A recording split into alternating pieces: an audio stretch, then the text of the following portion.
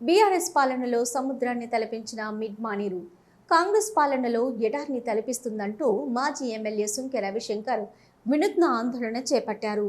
BRS నాయకులతో కలిసి నీరు లేక బోసిపోయిన మిడ్ మానేరులో కబడ్డీ, క్రికెట్ ఆడి నిరసన తెలిపారు. మిడ్ మానేరు జలాశయం ఎండిపోవడానికి కారణం కాంగ్రెస్ ప్రభుత్వం వైఫల్యమేనన్నారు. ఇక తెలంగాణకు గుండెకాయ లాంటి మిడ్ మానేరు జలాశయం పూర్తిగా ఎండిపోవడం రాష్ట్ర ప్రభుత్వ నిర్లక్ష్యానికి నిదర్శనమన్నారు.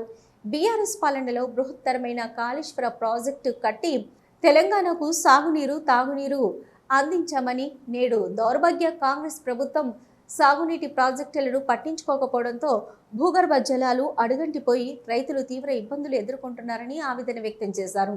ఇప్పటికైనా ప్రభుత్వం స్పందించి మేడిగడ్డ బ్యారేజీలో కుంగిన పిల్లలను వెంటనే మరమ్మతులు చేయించి నీటిని నిల్వ చేసేందుకు చర్యలు తీసుకోవాలని డిమాండ్ చేశారు.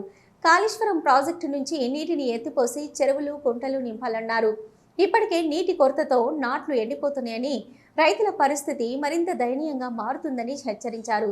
రైతులను ఆదుకోవాలంటే వెంటనే సాగునీటిని అందించేందుకు ప్రభుత్వం అత్యవసర చర్యలు చేపట్టాలని సుంకె రవిశంకర్ డిమాండ్ చేశారు. మనమంతా చూస్తున్నాము, ఎక్కడ చూసినా కూడా ఎడారిని తలపించే విధంగా ఇవాళ మన మిడ్మానేరు జలాశయం కనబడుతున్నటువంటి నేపథ్యంలో ఒక దిక్కు ఎలినీనో మరి కరువు వచ్చే పరిస్థితిలో, ఒక దిక్కు గతంలో కాంగ్రెస్ ప్రభుత్వం ఉన్నప్పుడు ఇదే రైతన్న జూలై మాసం దాకా ఆకాశం దిక్కు చూసేటోడు చినుకు ఎప్పుడు పడుతుందా అని. మళ్ళీ ఈరోజు కాంగ్రెస్ ప్రభుత్వం వచ్చింది, కరువు వచ్చేసింది. కరువు వస్తే కూడా ఆనాడు మరి కేసీఆర్ గారు ప్రాణాలకు తెగించి పోరాటం చేసింది తెలంగాణలో నీళ్లు, నిధులు నియామకం చేయాలని.